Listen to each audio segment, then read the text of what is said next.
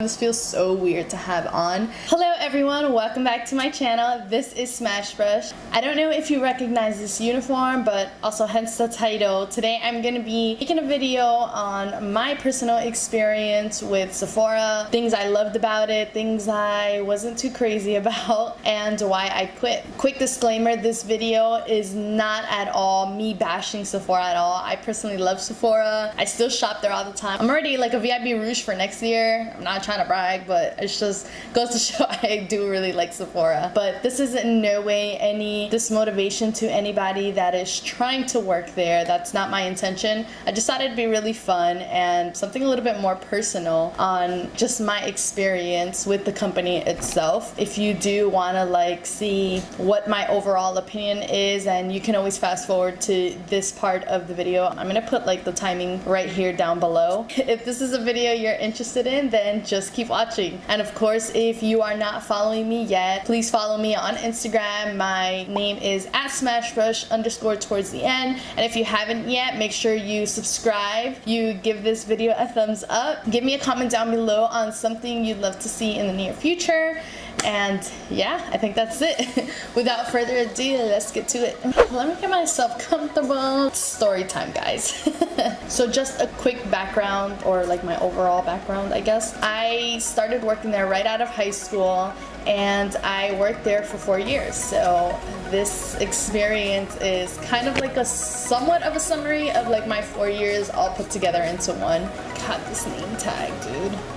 I'm so sorry. This name tag is gonna keep turning around. I couldn't find the back magnetic piece to it. Oh, and by the way, that is my name. I know I keep saying this is Smashbrush because that is basically my page name, my Instagram name, but for those of you who don't know, my name is Adrian. Adrian. Yeah, I get that joke all the time. What was I saying? I'm actually gonna go through like this list though, that way I can kind of like touch on a little bit of everything. So one of the reasons why I really liked working at Sephora was the way I was able to freely express myself with makeup. I remember every weekend that I would work there, that was my time for me to like really pop. I would wear these fun, crazy colors, and that's like what really pushed me and really made me more daring to put it on myself. One was, of course, the discounts. The discounts weren't that much. You get 20% off of almost every brand except like Sephora collection. You would get 40% off Sephora collection. I remember by the end of the night, what I would try to do is like sometimes just walk like the aisles, and I'd be like, guys, like I need to buy something, and they'd be like, well, what do you need? I'm like, I don't need anything, I just really want to get something. So it was a good thing and a bad thing, because they would definitely take their money back after paying me. This is one of like the top things that I missed about working at Sephora was the gratis. So I would get so much gratis. It's been about what? It's been about 2.5 years since I worked at Sephora. To this day, I still have like a big bag, and it's just full of things that I've never touched before. And mind you, even when I would get gratis, I would still give it to like my mom, I would give it to my aunt, I would give it to people, that way it doesn't go to waste, because a lot of the time it would just like sit in a corner of like my vanity. And gratis is basically just free makeup that you get for couple different reasons. One of the reasons would be if you did a one-on-one training with, let's say NARS came in, right? Like a representative from NARS Cosmetics. They came in and they trained you on a certain product, something that's new to release. Afterwards, they would have you like sign a paper, and they would say, hey, well, you're gonna get this for gratis. You would just have to ask your manager whenever you want to get the gratis, and you could just take it home. So that was like amazing. Another thing that I really liked about working at Sephora, and I'm really not trying to toot my own horn, I was pretty good at my job. Actually really liked my job because I was good at it. Throughout Sephora, I was able to develop a more outgoing personality, because you can't be like such an introvert. I used to be super shy, but Sephora just like, if my manager were to say, hey, listen, we really need to sell these kind of products today or such and such, I would get right to it, just because I don't know what it is, but it's something with like challenges. If someone gives me a challenge, it's like a goal for me. I'm like, I have to get to that. That was one of the reasons I think why I was like pretty good at selling, you know, and especially once they gave us incentives, I'm like, oh, like it's over, like I got this. I was also really good with the client. I would get surveys back. Whenever we had good surveys, I didn't really know too much about the bad surveys. I don't think I ever got a bad survey. Not that I could remember, unless they never told me. But whenever we got like really good surveys, we would get like the gratis tickets. One gratis ticket gave you one gratis product. So with every survey that you would get, our managers would give us a couple of different tickets. These are people that just said such really nice and motivational things to me that even if I felt I was having kind of a crappy day, I would just see the surveys and remember, hey, this person said this, this, and this about me. Don't lose your drive. Was I perfect? Not at all, but I did enjoy this portion of the job that I'm telling you about. So now I'm going to be telling you about the reasons why I didn't like working there. I wouldn't say hate, just because I don't know, I feel like hate is such a strong word, but these were kind of like the reasons why I left, things that kind of just like accumulated all together. So there was a lot of favoritism that would go on at Sephora. It was kind of annoying just because you can work as hard, right? But if the other person was a manager's favorite, they would still get like the benefit of things. I remember when I was still working at Cash Wrap, so this was in the very beginning. It took me a couple months to get out of there. I want to say like a good 5-6 months to get out of Cash Wrap. I had informed my managers that my interest is to be a makeup artist, you know, and I don't really want to be at Cash Wrap. And then they were like, okay, well, that's fine. We're gonna work at it, and then we'll slowly kind of get you there. And that's another thing. Like, every manager kind of has like their own opinions, their own goals, and I get that, but I feel like sometimes they don't all communicate with each other. So if one manager says like, yeah, we're gonna get you there, the other manager will be like, no, like that's not gonna happen. Like, I feel like sometimes there wasn't much communication between them, that you wouldn't get this, like, not everybody had the same goal that they would inform you of. So that was sometimes unfortunate. I remember I really had to push myself out of Cash Wrap to become a makeup artist, because that is in the end why I was there. One of the really like bummy experiences that I remember, I don't know if it was called Sephora 101 or something like that, but I remembered I have to go through that in order to become a color artist. And I remember them telling me like, well, there's not one up yet. Thing is that you wouldn't get trained on your own. It wasn't just your store. It was just a bunch of different stores going to like one convention type thing, and they would all learn. I remember there was someone that got hired after me, and they ended up going to that training before I ever even like got chosen. Like, I was told that I was already like in the process of becoming into the color world, but I just had to be patient and so. But then this other person comes after me and then gets to that position and gets to that training before I did, and I was like, that's kind of sucks. But I mean, it's not that I'm not happy for this person, I am, but it's like we already had a communication thing, and that's really unfortunate. It is what it is though. I ended up pushing out of my way towards it. I didn't let that bring me down or anything. And yeah, so I ended up becoming a makeup artist or a color artist. So another issue was, and this kind of is something I already brought back. So like if one manager said something, the other one kind of wouldn't go through. So I felt like every single day there was different rules. And this wasn't towards the beginning. This was kind of more towards the end of me working there. I felt like every day there was always different rules. Like just out of nowhere, like, oh yeah, well now you guys have to like make sure this, this, and this. And then when I would do it, the following day, then the other manager would be like, why are you doing that? And I'll be like, well, because this manager told me this is the new rules now. They're like, no, well now the new rules are this, this, and that.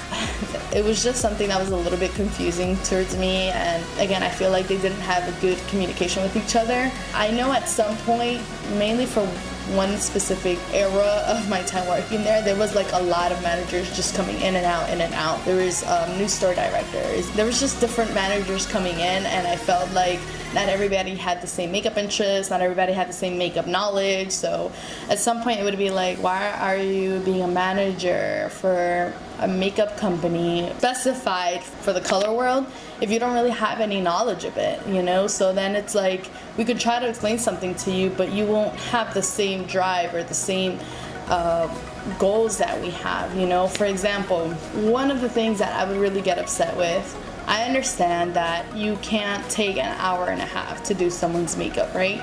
And I had actually trained myself to do someone's makeup within 30 minutes. When I would do someone's makeup, my main goal before selling, and maybe that was my own fault, but my own goal before selling is to make sure the person really likes the makeup first. Because I would hate for someone to get out of their chair and want to wipe their face when they get back home, because it's like, yeah, it's technically a free makeover if you buy a certain amount of products, but still it's time spent that you took to want to go somewhere, and now you have to wipe it off and like go ahead and do it home. That doesn't make any sense, especially if you're going with someone who's certified. But I felt like this specific manager didn't always see that. It would be like, well, you can't use so many products in a CMA. Try to use like less and less products. For example, me using a liquid eyeliner on the top and a pencil liner on the bottom, when they would see the amount of things, I'd be like, well, you can't be using this many products. You have to use less. And I'm here like, well, this is the vision that I have, and this is kind of what they communicated, what they wanted from me. So this is the way I'm going to achieve it. So how am I supposed to achieve it with less products? Or if the person wanted one eyeshadow from one brand and then I would get another palette, it's like, well, why didn't you just use all of the other palette? I'll be like, well, this person wanted to use this one specific shadow, so what am I supposed to do? Say no? That is one of the things that I didn't like, the fact that the company itself, Sephora, is more of a sales goal driven company, and I get it, that's where the money comes from. But for me, my personal interest wasn't to be a salesperson, you know. Yes, was I good at sales? Yes, I can be very good at sales, but before sales comes my love for the artistry of makeup. How do you expect me to do a really good makeup look on someone when you're pushing more of sales rather than of makeup artistry? I mean, I would get like $400, $500 baskets, so the selling part wasn't the issue. At the same time, I'm not gonna lie, I felt like this one manager in particular would always kind of like pick at me. And I remember even one person one time coming up to me and be like, yo, why is this person so always on you? And I'm like, thank you. Like, I didn't think that, like, I thought I was going crazy. Like, I thought like it was just like all in my mind. But I had a person come up to me and they're like, yeah, this manager must not really like you. And I'm like, yep. I'm like, it is what it is though. Like, what am I gonna do? I literally can't do anything about it. It was like anything I did was kind of an issue with this person, anything I said. I remember one time doing makeup and she was kind of just like always looking at me and then telling me like through the radio, like, hey, you have 5 more minutes left. Hey, you're passing yourself by 2 minutes. Hey, you're passing yourself by 3 minutes. And it's like, dude, like, relax, chill out, like, don't worry, what I got in this basket is gonna be worth that time. Yeah, that was one of the biggest things that kind of like really dismotivated me. Another thing that I didn't like was getting checked out. So let's say you finished your work shift, right? You're like, hey, I'm gonna clock out, and you're like, okay, cool, go clock out, go to your locker, you go get your stuff out, and then you're just waiting in the bag. You're supposed to get checked out in the bag, basically to make sure that you're not stealing any makeup. That's really what it is. And if you bring any makeup, you're supposed to put it in this bag that they gave you. And if it's anything that Sephora carries themselves, it has to be scribed out. Basically, they would put a little P, I believe it's like for purchased or something like that. And it even got to the point where I didn't bring anything at all. Like, I just didn't bring any makeup because I wanted to avoid that hassle. I remember towards the end, the only thing I would bring, I mean, if it was winter, I would bring my jacket, but literally the only thing I would bring was my keys and my wallet. Didn't bring anything else, because sometimes like the wait to like get checked out like was really unfortunate, especially if you're in a rush. You know, if you've made plans or anything like that, they would be like, well, why are you so in a rush? It's like, well, I clocked out, you know, I kind of made plans like from this time to this time to do something.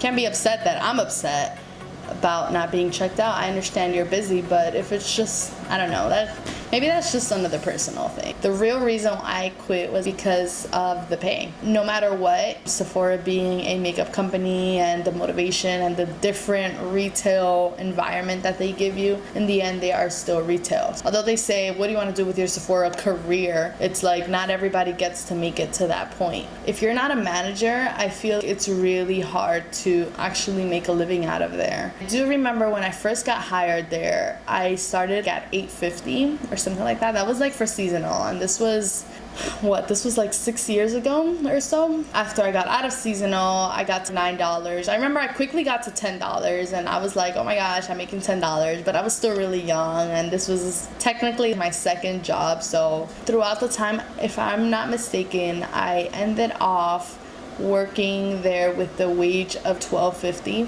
which really is nothing. Living in New Jersey, everything is so expensive. $12.50 really isn't anything. What are you supposed to do with $12.50 and 3 days a week? I remember talking to the managers and letting them know that I wanted to fully give into Sephora, I wanted to become a full-time and all of that, and they said that sounds good and all. The only thing is that we don't have any full-time positions available at this moment, but as soon as one becomes available, then we can give you a talk and so and all of that. And I remember there was this one girl that I was pretty cool with. Actually, I was cool with a lot of like the color artists there, but I remember one of the girls that I worked with, she was a full-time color artist, and she was just, she had already given in her 2 weeks. This was maybe 4 or 5 months after we had that conversation about me wanting to be full-time. She was like, hey, this is a really good opportunity for you, you know, because now I'm not going to be a full-time, meaning that the full-time position will be available to you. Hopefully this is the open door I've been waiting for.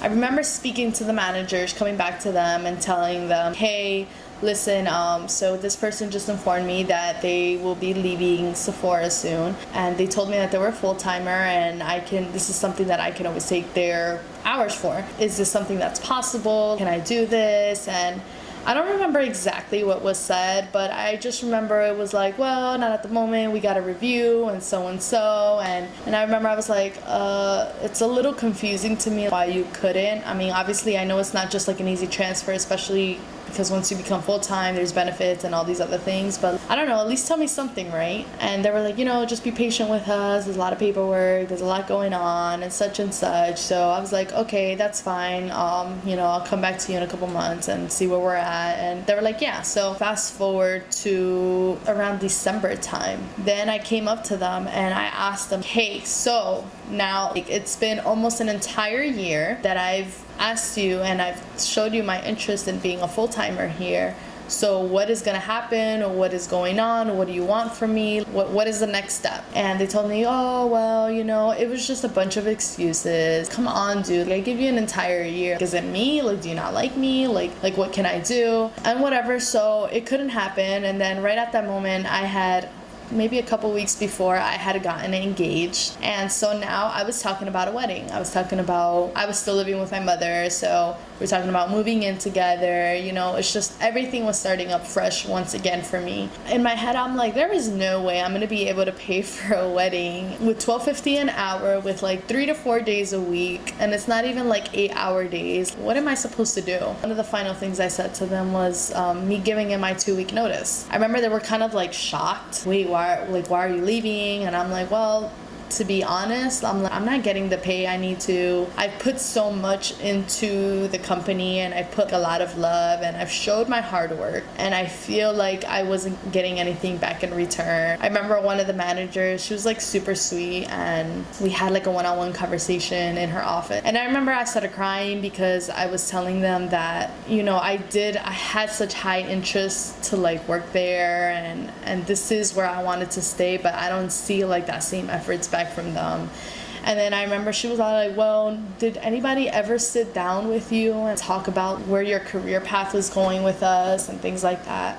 And I'm like, in my 4 years of working here, I have never, ever had a manager sit down with me and tell me, oh, if you want to be in this position at some point, these are the roads you have to take. If you want to be in this position, you know, whatever. Yeah, I remember I got super emotional, but at that point, I was just like done. You know, I'm super thankful for the opportunity. I remember they were willing to give me a raise, but I just didn't want to deal with it. I felt like, why didn't you learn to value me or to appreciate me at the time that I was there? And now that I'm leaving, it's like, wait, hold up. Overall, I want to say that Sephora was a really good stepping stone for me. I learned from education on the products. I learned on education from skincare to makeup products, what goes well on what certain type of skin. All of these things that I've learned from Sephora, I'm able to apply it into my business now. I decided to open up my own business and become a full-time bridal makeup artist, so I didn't have to worry about sales goals. In the end, Sephora is a retail store, and in the end, you are also working working with a lot of women. Did I love the job? Oh man, I really love the job. And I always said, to this day, let's just say I needed to find a job or whatever, Sephora would be somewhere I would go back. However, I would be